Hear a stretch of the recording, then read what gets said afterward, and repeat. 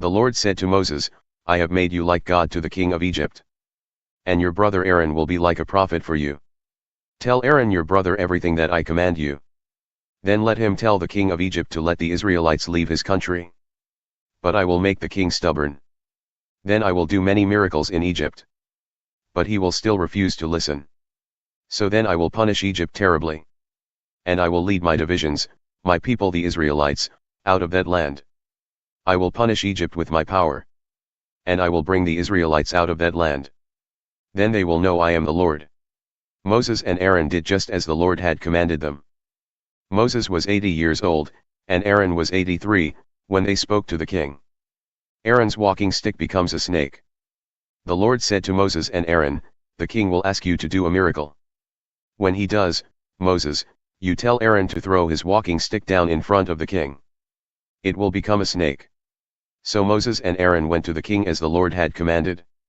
Aaron threw his walking stick down in front of the king and his officers. And it became a snake. So the king called in his wise men and his magicians. With their tricks the Egyptian magicians were able to do the same thing. They threw their walking sticks on the ground, and their sticks became snakes. But then Aaron's stick swallowed theirs. But the king was stubborn. He refused to listen to Moses and Aaron, just as the Lord had said. The water becomes blood. Then the Lord said to Moses, the king is being stubborn. He refuses to let the people go. In the morning the king will go out to the Nile River. Go meet him by the edge of the river. Take with you the walking stick that became a snake.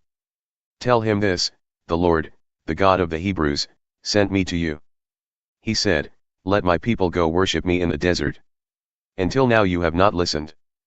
This is what the Lord says, this is how you will know that I am the Lord. I will strike the water of the Nile River with the stick in my hand.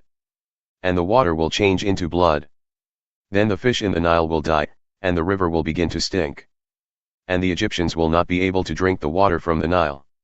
The Lord said to Moses, tell Aaron to stretch the walking stick in his hand over the rivers, canals, ponds, and pools in Egypt. The water will become blood everywhere in Egypt. There even will be blood in the wooden buckets and stone jars. So Moses and Aaron did just as the Lord had commanded. Aaron raised his walking stick and struck the water in the Nile River. He did this in front of the king and his officers. So all the water in the Nile changed into blood. The fish in the Nile died, and the river began to stink. So the Egyptians could not drink water from it. Blood was everywhere in the land of Egypt. Using their tricks, their magicians of Egypt did the same thing. So the king was stubborn and refused to listen to Moses and Aaron. This happened just as the Lord had said. The king turned and went into his palace. He ignored what Moses and Aaron had done. The Egyptians could not drink the water from the Nile. So all of them dug along the bank of the river. They were looking for water to drink. The frogs. 7 days passed after the Lord changed the Nile River. Then the Lord told Moses, go to the king of Egypt and tell him, this is what the Lord says, let my people go to worship me.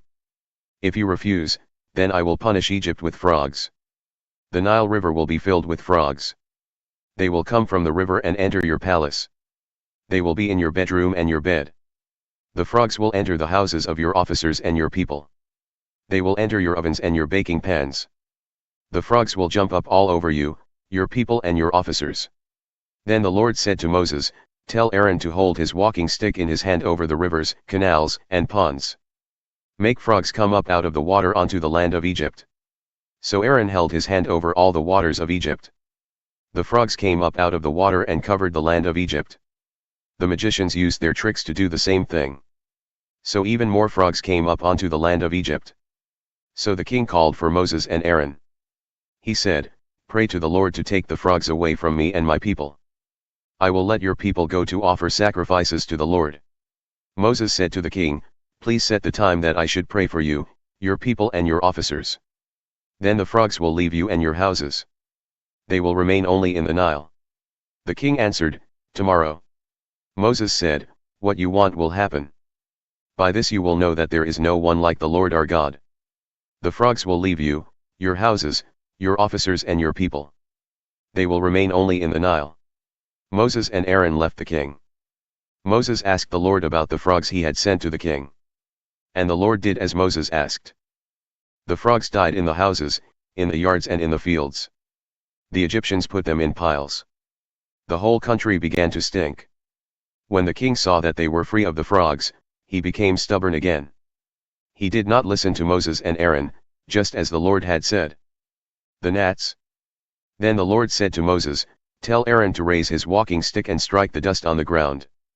Then everywhere in Egypt the dust will change into gnats." They did this. Aaron raised the walking stick that was in his hand and struck the dust on the ground. Then everywhere in Egypt the dust changed into gnats. The gnats got on the people and animals. Using their tricks, the magicians tried to do the same thing. But they could not make the dust change into gnats. The gnats remained on the people and animals. So the magicians told the king that the power of God had done this. But the king was stubborn and refused to listen to them. This happened just as the Lord had said. The flies. The Lord told Moses, "Get up early in the morning. Meet the king of Egypt as he goes out to the river. Tell him, 'This is what the Lord says, let my people go so they can worship me. If you don't let them go, I will send swarms of flies. I will send them into your houses. The flies will be on you, your officers and your people. The houses of Egypt will be full of flies. And they will be all over the ground, too. But I will not treat the people of Israel the same as the Egyptian people. There will not be any flies in the land of Goshen, where my people live. By this you will know that I, the Lord, am in this land. I will treat my people differently from your people. This miracle will happen tomorrow." So the Lord did as he had said. Great swarms of flies came into the king's palace and his officers' houses. All over Egypt flies were ruining the land. The king called for Moses and Aaron. He told them, "Offer sacrifices to your God here in this country." But Moses said, "It wouldn't be right to do that. The Egyptians hate the sacrifices we offer to the Lord our God. They will see us offer sacrifices they hate. Then they will throw stones at us and kill us. Let us make a 3-day journey into the desert.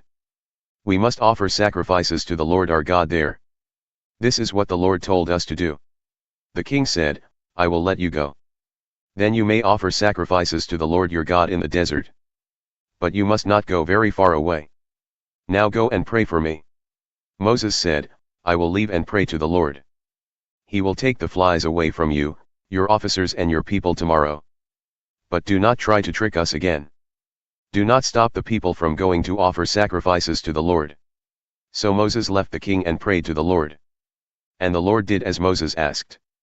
He removed the flies from the king, his officers, and his people.